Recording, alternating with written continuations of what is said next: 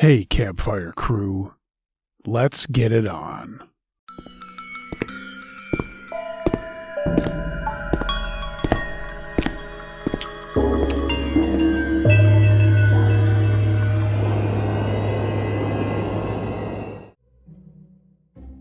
The Man in the Bunny Suit by Anonymous. I remember one night before Easter when I was younger. I was still living with my parents, obviously. Naturally, since my younger sister and I were children, we believed in the Easter Bunny. It was late and I was really excited, so I was having trouble sleeping.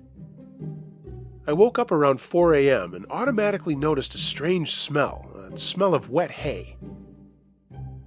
I looked in the corner of my room only to see someone, who I later assumed was one of my parents, dressed in a cheap and dirty-looking Easter Bunny costume.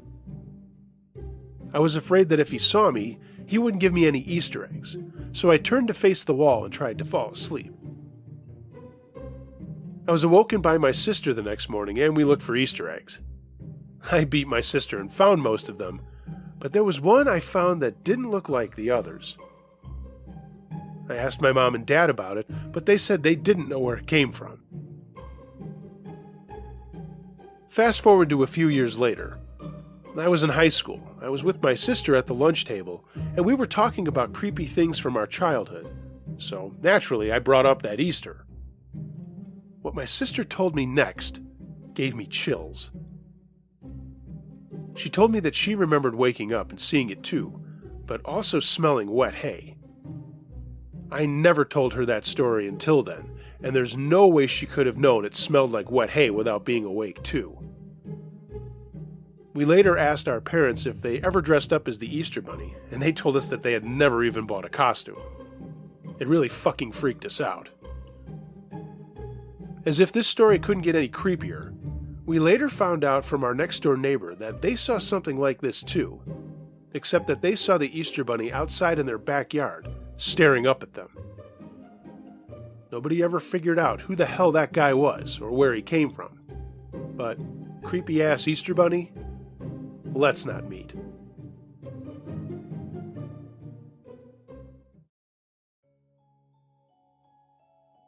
Easter Egg Hunt, submitted by El Grappo. When I was a kid, our church always held an Easter egg hunt the Saturday before Easter.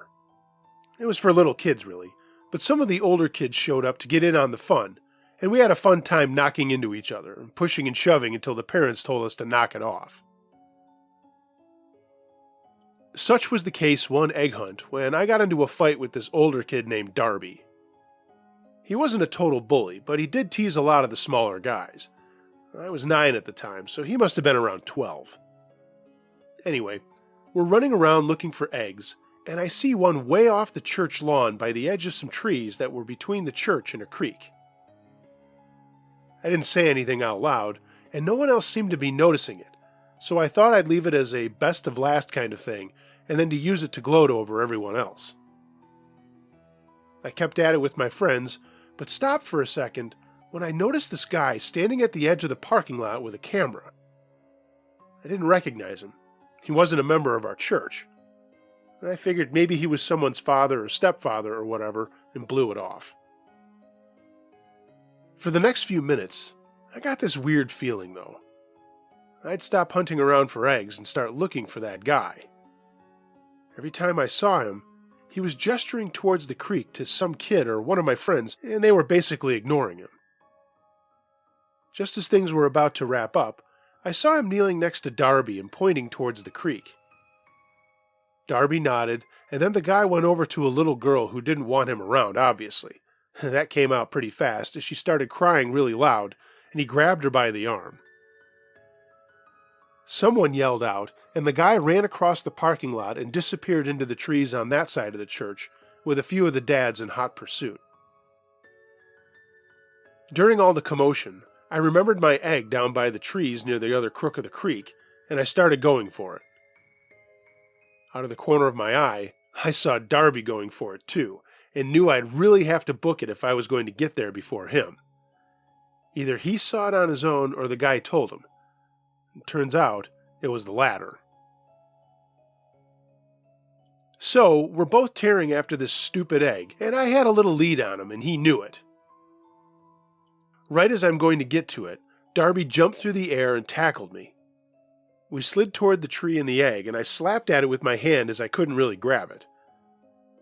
Darby tried to get up, but I kicked him in the knee, and now we're just wrestling around on the ground. But after a few minutes, I realized we're actually really kind of fighting, and our dads ran over to yank us away from each other and back on our feet. Darby's dad asks what the heck we're doing, and he says something about the egg. My dad picked it up and looked puzzled. He showed it to Darby's dad, and they both frowned. It wasn't the same kind of egg as the others we'd been finding, and you could tell there was something sloshing around inside it. Our dads made me and Darby shake hands, and we all went back over to the church. We hung out with the other kids eating hot dogs and the candy that was in our other eggs, and a bunch of dads went over to the van garage. They came back, and a police car was pulling up, and that group had a big discussion before we all went home. Despite me badgering my dad all the way home, he didn't say what was in the egg. Darby's family moved about a year later, and it wasn't until I was like 16 that my dad finally told me what was going on that day. The egg was a thicker plastic than the real Easter eggs that we were using for the hunt, and that's why they knew something was wrong.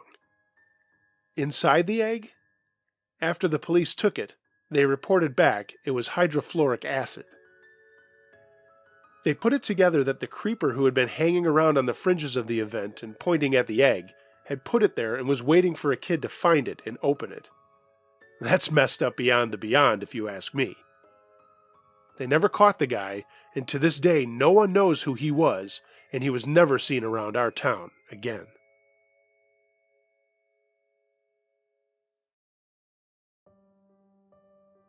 My Uncle, submitted by Godfather's Pizza. Some of you might not think that this is scary, but this time of year always reminds me of something that happened when I was growing up. I figured, what the hell, I'll send it in and see if you'll read it. When I was growing up, my aunt and uncle on my dad's side were two of my favorite people, and my cousin Sarah was also great. She was older than me and would babysit me and my sister when their family was in town visiting, and the parents wanted to go out. Uncle Steve was a lot of fun, too. He always bought us cool toys and sports stuff and then played with us. One time it was some board game which he thought was the greatest thing of all time. If it was a soccer or basketball, he'd get us outside for a game with my dad while my mom and aunt did what moms and aunts do. We went on camping trips together, we always got together on holidays, and I have to say, all of us together had some great times growing up. When I was 15, things took a turn. Sarah was in college down south when my Aunt Jackie had the accident.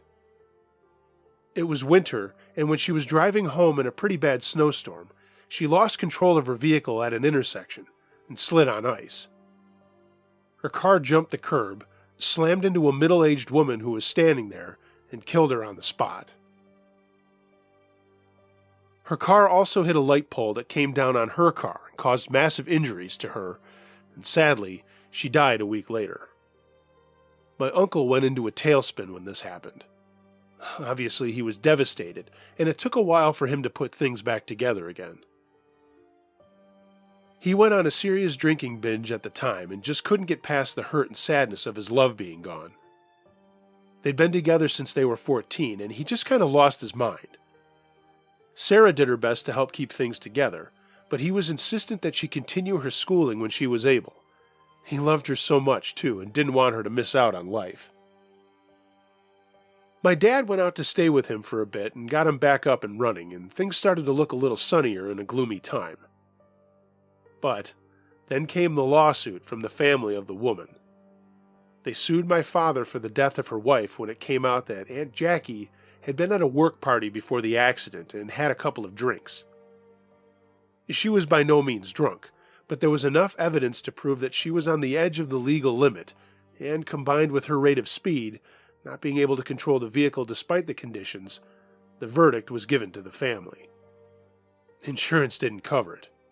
Uncle Steve was destroyed. they took everything, and he still owed on top of that. He declared bankruptcy and went back into another tailspin. We didn't hear from him for a long time, despite my dad reaching out and even going out to see him. So, this brings us to when I was 17. One night in February, Uncle Steve showed up at our farmhouse. He looked good, but kind of tired. He'd been moving around trying to find himself after all of this, and sometimes Sarah didn't even know where he was. I noticed a taxi backing out of the driveway, so I realized he didn't have a car. That's kind of important for later, and I hope all this front end will shed light on what happens in this story. I was glad to see him, but frankly, I was 17, and more than a little mired in hoops, my girlfriend, and my classes at school to have more than a happy-to-see-him feeling. He stayed with us for a couple of days, and then my dad pulled me and my brother aside and let us know that Uncle Steve was going to stay with us for a while to get back on his feet. Dad was going to help him find some work and then get him his own place. We were pretty happy about that, because Uncle Steve had been helping us with our homework, and he was even helping me work on my car. My grandfather had recently given me his old 1972 Dodge Dart Swinger, and I was keeping it in shape and driving it to and from school and my part-time job at a record store. Not the sexiest of old cars, but I thought it was awesome. So, Uncle Steve looked for work, helped out around the house, and seemed to be relaxed and ready to start the next chapter of his life. For about a month, he'd been working for a contractor doing up blueprints for new housing builds, and it was looking like he would be expanding his role in that company. Everyone was really happy for him. One day, I was doing laundry and saw a pile on the floor in the spare bedroom he was using in the basement, and I thought I'd be a good guy and wash his clothes for him. I grabbed the stuff and took it to the machine when I noticed a pair of jeans had dark stains all over them. I took another look, and right away knew it was blood. I didn't freak out. I mean, maybe something happened at work to cause the blood to get on him, so into the wash they went. That night, he came home from work with my dad and went downstairs. I'd left the clean stuff on his bed, and the stains hadn't come out all the way, and I just left a note saying, "Sorry." He came upstairs to dinner and didn't say anything, but later that night, after I came home from studying at my girlfriend's, he caught me on the way to my room. "Did you wash my clothes?" he asked. I laughed and said yeah, and then apologized again. He immediately grabbed my arm and said, "Stay the hell out of my stuff, got it?" I was taken aback. He went from smiling and cool to wicked violent in about 0.4 seconds. I just went into my room, and this was the first thing in a chain of events that ended on Easter afternoon. Uncle Steve started to get really weird, coming and going at night and using my father's truck. I'd hear him come in at like 3 in the morning and head to the basement, but I never said anything. One evening, my girlfriend was over and we were going to binge on horror movies, and Uncle Steve asked if he could borrow my car as my parents were out. I said sure, and he took the keys and was gone for hours. I mean, so long, my girlfriend's parents had to come and get her. When I saw him the next day, he apologized and said he got caught up in a poker game with some work buddies and he just forgot the time. No big deal, I thought. 3 days later, 3 days before Easter, I was leaving work at the record store and got pulled over by the police. I didn't know what I did wrong, but they had the spotlight shining on me and told me to keep my hands on the wheel and all that stuff you see on TV. They made me get out of the car and had my hands on the hood as they frisked me, and I was going out of my head. I mean, I had no idea what was going on. They put me in a car. I told them I wasn't answering any questions until my parents got there, and they said they knew that, and they were in the process of getting them. My dad came flying out, demanding to know what was going on, and we got the skinny. A woman had been raped over the weekend and nearly killed. She was found by a jogger who got her some help, but her description of her attacker was weak. Her memory of the car, though, was spot on. It was mine. I mean, how many 72 Darts were driving around in 1993? They asked us a ton of questions right there, and then let me go with my dad, but they wanted to look over my car, which, against my wishes, my dad let them do. On the way home, I was really upset, and my dad was telling me it was going to be okay, and I blurted out, "Uncle Steve had my car on Saturday night, Dad." His eyes turned to slits, and he stepped on the gas. We pulled into the house, and he told me to stay in the truck as he went inside. He came out 5 minutes later with the cordless phone in his hand, and he waved me in from the garage. Less than 10 minutes later, our house was swarming with cops, focusing mostly on the basement. Uncle Steve was gone, along with some of his stuff, but there were a lot of things there, including a box that had a few pairs of torn panties and condoms. My head was swirling around. The police asked my family all kinds of questions, as a group and one-on-one. I told them about the time I found the bloody jeans and how Uncle Steve reacted, and my brother brought up how he would leave the house and come back at weird times. They took tons of pictures and took most of Uncle Steve's stuff with my parents' permission. This seemed to take all night, and by 2 a.m. they left and told us to rest after barricading the basement bedroom and asking us to stay out of there. Uncle Steve never came back to the house. My mom decided we weren't staying there at all, and we were going to my grandparents across town for the next few days, and we'd spend Easter there. On Good Friday, the police contacted my dad and told him that we could get my car. In all of this craziness, I really just wanted my car back.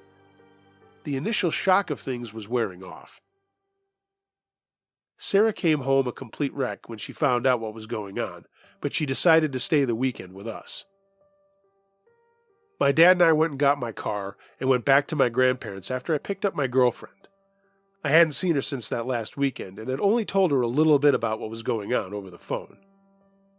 My dad was constantly taking calls from the police, and the creep factor came back into things.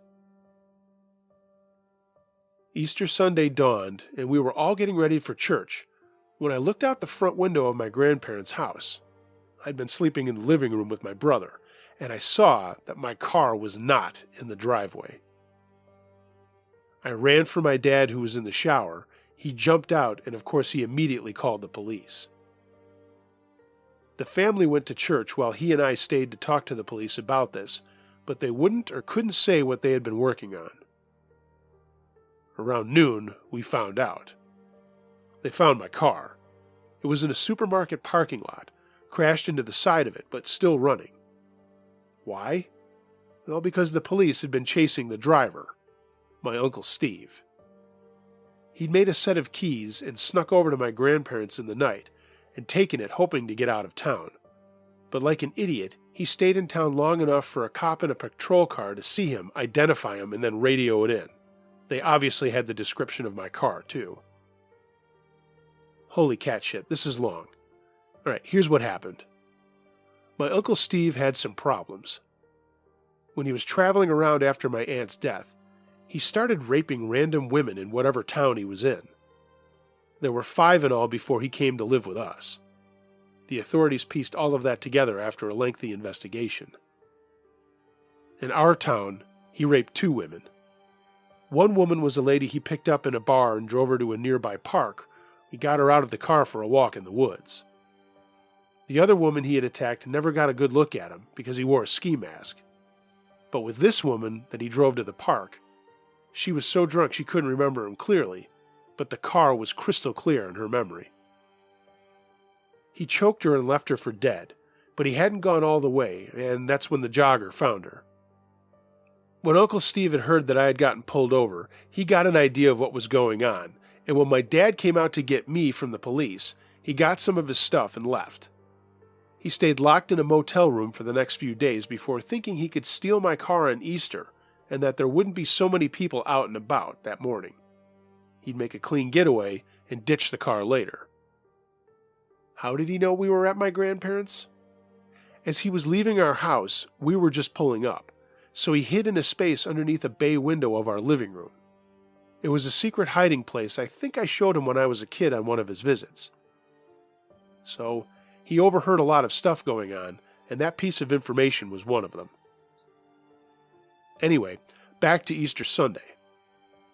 Uncle Steve was getting pulled over, so he gunned it and led the police on a chase to the supermarket. Thinking that he could lose them in the parking lot there, he missed a turn, crashed my car, got out and ran for a bridge over train tracks that was right next door to the parking lot.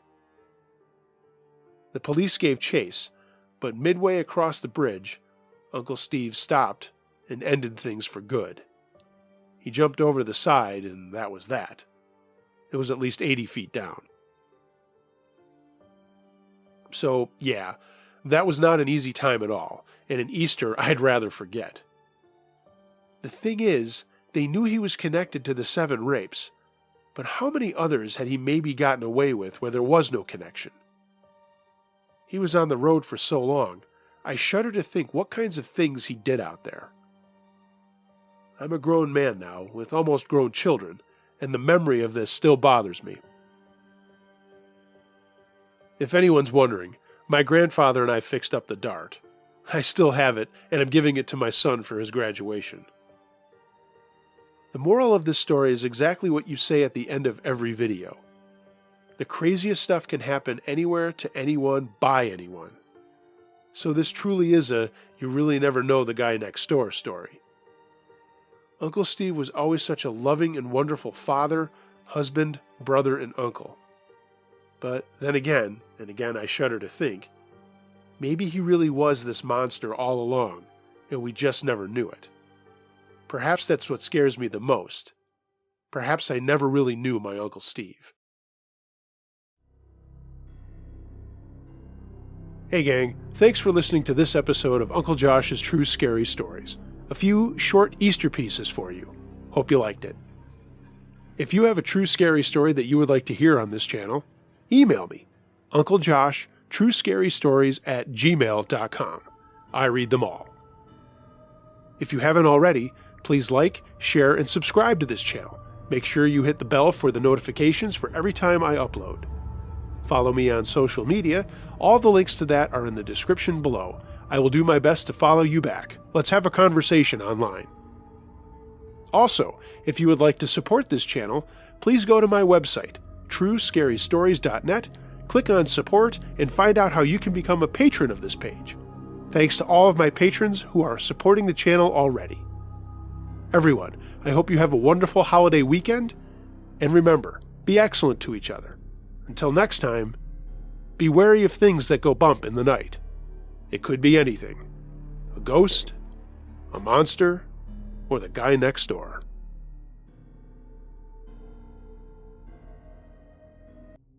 The Man in the Bunny Suit, submitted by Maria N. I might be one of your oldest listeners, and this happened to me outside of Peoria, Illinois in the early 70s. 1972 to be exact. My family, Mom, Dad, my brother, and I, were traveling from Memphis to Green Bay, Wisconsin to visit my dad's side of the family for Easter. I was 12 and my brother was 10. It was like a 12 or 13-hour trip, so my dad planned to stop about halfway on Good Friday. That was around Peoria.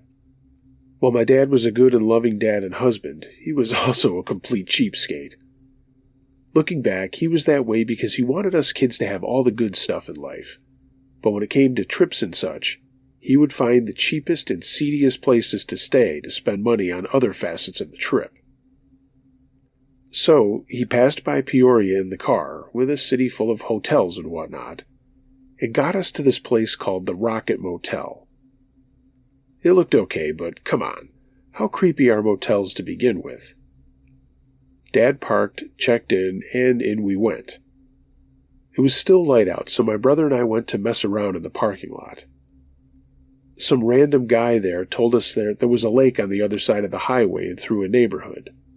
So we went and asked our parents if we could check it out, and they said yes, to be safe crossing the road and be back before it got dark. Ah, the 70s, when parents didn't care what their kids were doing as long as they were back before dark. We waited until there wasn't any traffic on the road and then crossed some railroad tracks and walked through a neighborhood and then some fields and we came to the lake.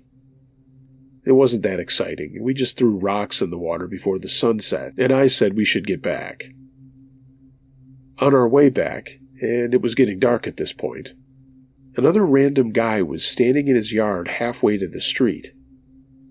He looked like he was about 50, grizzled with the old-timer look, and called out, "You throwing rocks in the lake?" We were taken aback, and I replied, "Yeah." "Well, those were my rocks. Go back and get them." He took a few steps towards us. I have to admit, he was pretty creepy. Stained t-shirt and even more stained jeans. I said, "What?" and we kept walking.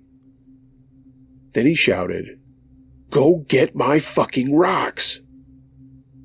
I told my brother to move it, and we started walking faster. Some other people came out of their houses, and another guy yelled, "Hey, Jerry, what the hell are you yelling about?" This started an argument between those two guys, and we just beat feet out of there, back over the train tracks and highway, and back to our room. We went in, and my dad asked how the water was. He was lying on a bed watching an old black and white TV.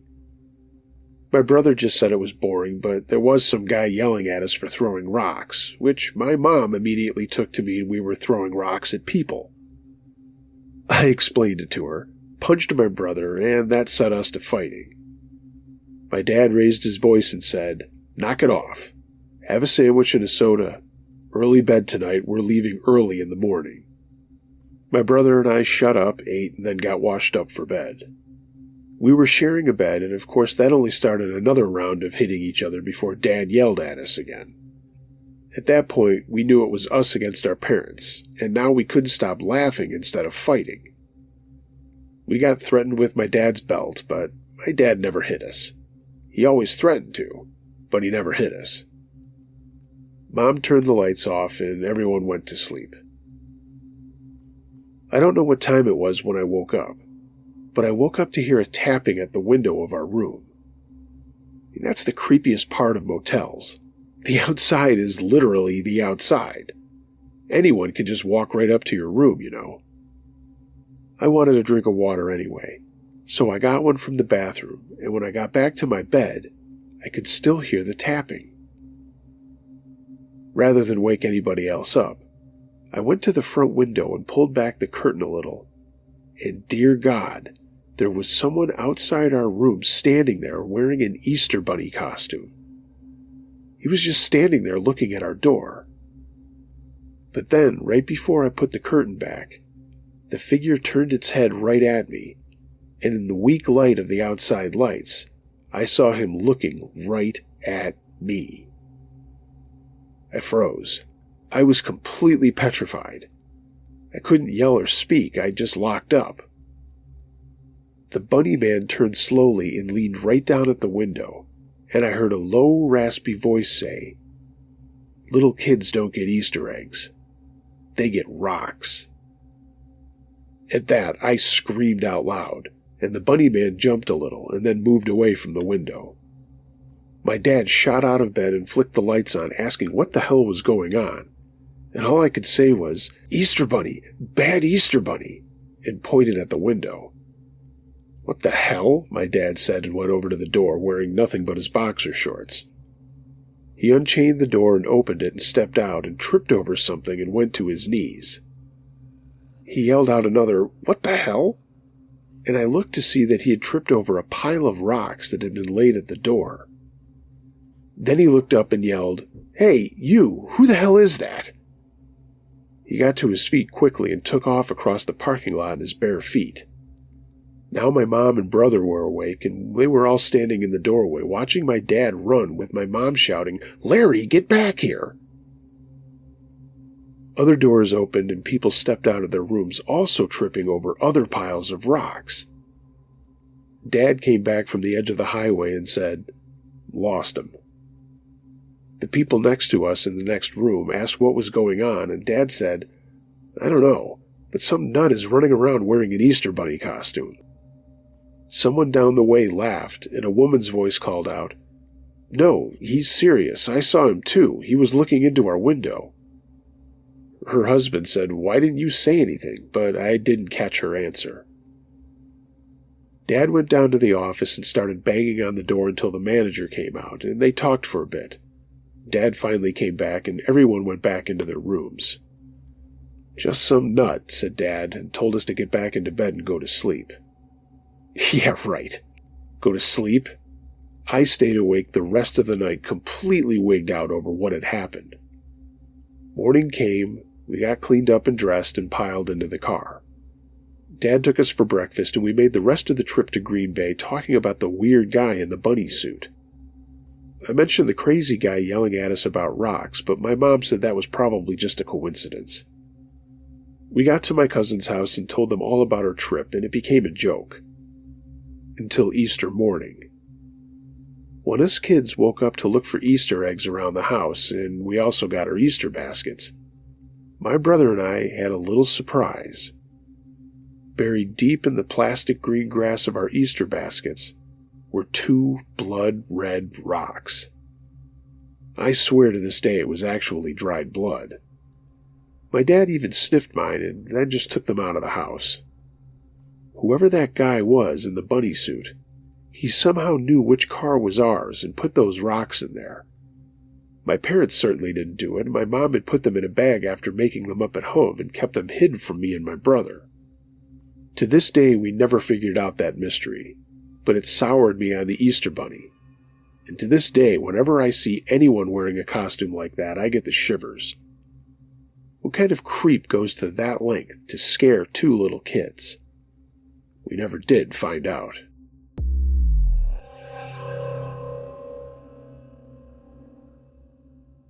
The Judas Burning by P.J. Hogue.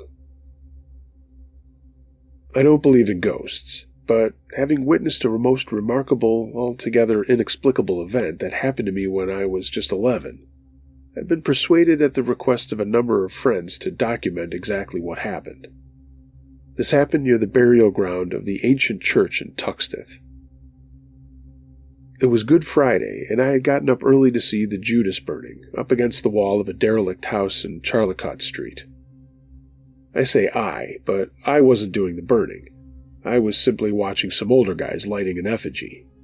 But, as is what happens when youthful recklessness abounds, it wasn't long before the police arrived, 2 of them on a motorcycle. Everyone scattered, but for some reason they decided to chase me. I must have run for miles when finally I got cornered by the 2 policemen. They had caught sight of me disappearing down a blind alley, and at the end of it found me cowering amongst a pile of bins and rusting barrels. One of the coppers informed me that Charlie, one of the older guys I had mentioned earlier, had told them that it was me who had started the burning. At first he was suspicious of the story, an older guy blaming somebody younger. But it wasn't long before the crowd of guys now gathered around him all began chiming in agreement that it was me who had started the fire. Anyway, I pleaded with the cop that I wasn't to blame, and after some questioning, he let me go with no more than a ticking off. I think both the cops had felt sorry for me. They could clearly see from my shaking and mumbling that I wasn't someone who was likely to be the ringleader of a gang of troublemakers, especially ones older than me. But still, I was quite upset that I had been implicated in any of it. By then it was getting quite late, so I set off to my house in Cockburn Street. I was proceeding leisurely on foot when, on passing the ancient church, my attention was suddenly arrested by the strange and uncanny appearance of its graveyards. The time was shortly after 10, and the whole burying ground seemed alive and glistening with 1,000 small bluish lights, like little flames which appeared to creep in and out of the different graves, as if the departed spirits were taking a late evening ramble. I stood petrified, not knowing what to make of it, but at the same time experiencing a feeling of horror which suddenly took complete possession of me. Just at that moment, the moon, which had up until then been obscured by clouds, seemed to come to my assistance, and it popped out, giving me a very short time the benefit of her companionship. And then, the most startling phenomenon of all appeared, a phenomenon which caused my hair to stand on end with fright, and a cold numbness of horror paralyzed me. Coming up the road, directly opposite me, was a funeral train. The coffin borne along with measured tread, covered with an immense black pall which fluttered up in the evening wind. At first I thought I was dreaming, so I pinched myself in the arm to make sure that it was real. Nope, I was not dreaming. I felt the nip, and therefore was satisfied as to my wakefulness. What does this mean? I asked myself, as the cortege eventually approached me, and I began to distinguish the general outlines of the bearers. All of them appeared to be nothing more than boys, and judging by their size, but they were still indistinct, just kind of like shadows of a human form. The most disturbing part of it was that they all bore walking sticks mounted with death's heads. One of the guys in the crowd of followers was walking just behind the coffin, and he was distinct for some reason in comparison with the others. Maybe that's what made me take special notice. He was dressed in what appeared to be a suit, black velvet. I remember the whiteness of his shirt standing out in marked contrast to the somber nature of his general attire. The face of this kid was deathly pale, as also were the faces of the others around him, but his face remained somewhat blurred in form. It just felt like there was something strangely familiar about it. But then suddenly, instead of the procession advancing to the gate at which I stood, it turned and entered the burial ground through another gate a few yards distance away. As the coffin went through the gate, all of the blue spirit lights seemed to rise from the graves as if to meet the cortege for the purpose of escorting this body to its final resting place. These awful lights added considerably to the ghastliness of the entire scene, as they began floating over the coffin and the heads of these other people surrounding it. The procession glided up the pathway, past the main entrance of the church, and then continued in a straight line, finally disappearing at the back of this edifice. Where that funeral was going to, or where it came from, I don't know. But I much distinctly know that that coffin, mortars, and lights, and even the pale flickering moonlight, all went away as mysteriously as they came, leaving me standing there in the dark, transfixed with astonishment and fright. I got myself together and took to my heels and didn't stop running until I found myself safe in my own house. Gotta be honest, I don't even remember how I got home. And after recovering a little from the shock of what I'd seen, I immediately woke up a relative who had retired for the night, and I told her about the above particulars. She told me I must have been suffering from some kind of mental hallucination, but seeing that I was really bothered by it, she came to the conclusion that what I had seen may possibly have been real. So the next day on her own, she made a bunch of inquiries around the neighborhood and found out from a very old woman that she remembered a story in her youth having reference to this mysterious and sudden death of an old churchgoer who was hastily and quietly buried at night in the old churchyard. Maybe this was just a ghastly repetition of that event for my special benefit, but I don't know why, or maybe it was foreshadowing of something coming my way in the future. Now, as I've said, I'm not a believer in ghosts, but this remarkable experience entirely upset all my previously conceived notions on the subject, leaving me in a quandary of doubt. On the evening which I saw that mysterious twilight funeral at the ancient church, I know I was wide awake. I had passed several cyclists on Dingle Lane with whom I talked to, and I likewise had refreshed myself at the public drinking fountain placed at the top of the mount. It's strange. Just a little ways further down the road, I encountered such a weird, ghostly experience. An experience I shall, to my dying day, never forget. And what of the burning of the effigies? Well, that dwindled out shortly after the war. Too many accidents, I suppose. One of the guys in the neighborhood got it not long after my encounter in the churchyard. The silly idiot had used petrol for the effigy burning. My dad read it in the papers, and it was a gruesome report saying that this kid's charred remains were found amongst the debris of the Judas that he was burning. I think it was Charlie. Dad said I went to that funeral, but I don't remember.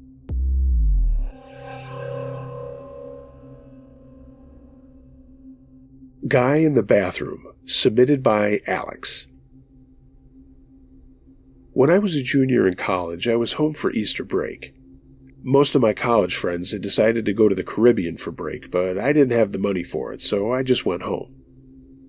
My girlfriend was part of that crowd, and it had nothing to do with this story, but shortly after her return from the Caribbean, she was no longer my girlfriend, as I found out, and she admitted to cheating on me with a number of guys on that vacation. My parents had also gone on vacation, so I was home by myself, and I decided to invite one of my buddies over. I'll call him Kevin. We were just going to drink some beers, smoke a little weed, and watch the 10 Commandments on TV. Yeah, wild and crazy guys. So we came over around mid-afternoon with some pizza and wings, and we just hung out watching TV and playing PlayStation. I remember talking to him about wanting to break up with my girlfriend because I thought she was cheating on me. I mean, how's that for foreshadowing in my love life? He said I should do whatever I thought was right. His girlfriend ended up just stopping over for a few minutes on her way to a family get-together. They're married now, and she was really cool then, as she still is cool today. She had a beer with us, and I told her about my girlfriend, and she agreed. It didn't take much. She never liked my girlfriend anyway, but sorry about all this backstory. I'll get to what's really needed to be told now. After she left, we decided to fire up a bowl and got baked to the bejesus. I can't remember where I got the weed, but it was certainly a decent strain because I remember being really, really baked. So we were both stoned out playing PlayStation and laughing and having a good time, and at some point Kevin got up to use the bathroom. He came back into the room with a strange look on his face and said, "Who's the guy in your bathroom?" I immediately burst out laughing and said, "What the fuck are you talking about?" But I could tell after a second that he was serious. We both normally could handle our weed, and at that point I started to think maybe it had been laced with something. Now that I look back at it, it probably was laced with something because of that high that we had. I mean, it was very, very heavy, not like regular weed. Kevin just sat back down with another beer, and we played whatever baseball game we were playing. I got up for some more beers, and then also hit the head. And when I went to the half bath in our downstairs part of the house, I opened the bathroom door, and there was a man sitting on the toilet looking at me. He didn't look crazy or anything, but he certainly was out of place. He wasn't like all the other stories you hear about some gaunt-looking guy with crazy stringy hair and whatever. He just looked like some regular guy. I stood there looking at him for a minute while he looked at me. Then in my state of whatever high I was in, I said, "Oh, I'm sorry," and I closed the door. I went back to the living room and said to Kevin, "You're not kidding, there is a guy in the bathroom." He just burst out laughing at that point, and to this day I cannot figure out why we didn't do anything about it or take it seriously. Literally, we just laughed and had some more beer. At some point, I got really sleepy, and so did Kevin, and we did take a nap. We woke up before the 10 Commandments came on, and I looked at Kevin. We were both in clearer heads at this point, and I said, "Was there really a guy in my bathroom?" And Kevin said, "Dude, no way. I thought I saw somebody, but it's impossible." But then I pointed out to him that I also saw him. I mean, how could we have had the same hallucination if that's exactly what it was, a hallucination?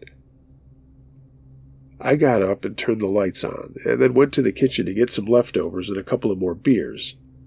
And that's when I stopped dead in my tracks. My half bath is in the hallway that connects our front door to the back living room and kitchen. On the floor was a set of muddy footprints going from the front door to the bathroom and then back. They weren't our footprints.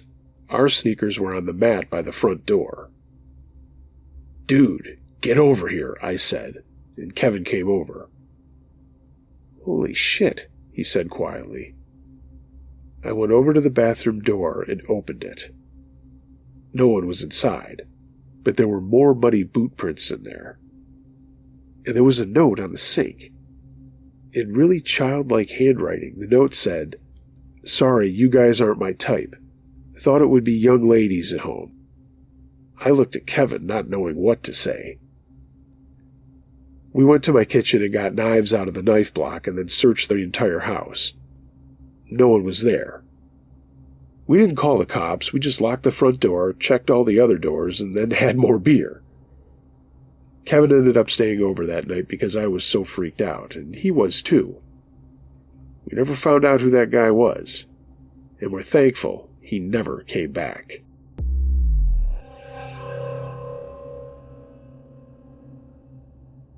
Psycho on Easter, submitted by Raytheon.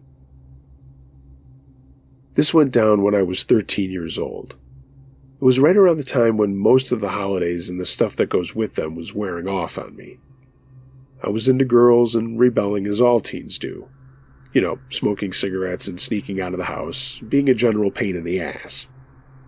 My family still got together with the little kids in our family for an Easter egg hunt every year on the grounds of an elementary school in our town. The school is surrounded by woods and fields, and my mom happened to be the principal, so we had all the permission we needed to be out there. I had 2 guy cousins who were there, Bill, also 13, and Angelo, who was 17. I looked up to Angelo as he seemed like the coolest guy I knew. He raced motocross, listened to all the coolest bands, he played guitar, always had a hot girlfriend. I mean, he just was the coolest guy. So while all the little kids were racing around looking for the Easter eggs that had been placed all over the back part of the schoolyard, Bill and I sneaked off for a smoke. There was a little path at the very corner of the schoolyard, and we went down there talking about how all the little kids used to say that Bigfoot lived back in the woods. We joked that maybe we would see him. We walked what we thought was far enough into the woods and then sat down on a log to have a cigarette, when a really deep voice asked out of nowhere, "Can I bum one of those?" We looked up, and standing about 10 feet away from us was a guy who sure as hell looked like Bigfoot.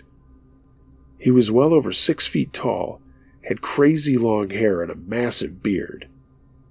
His sudden appearance made us both jump.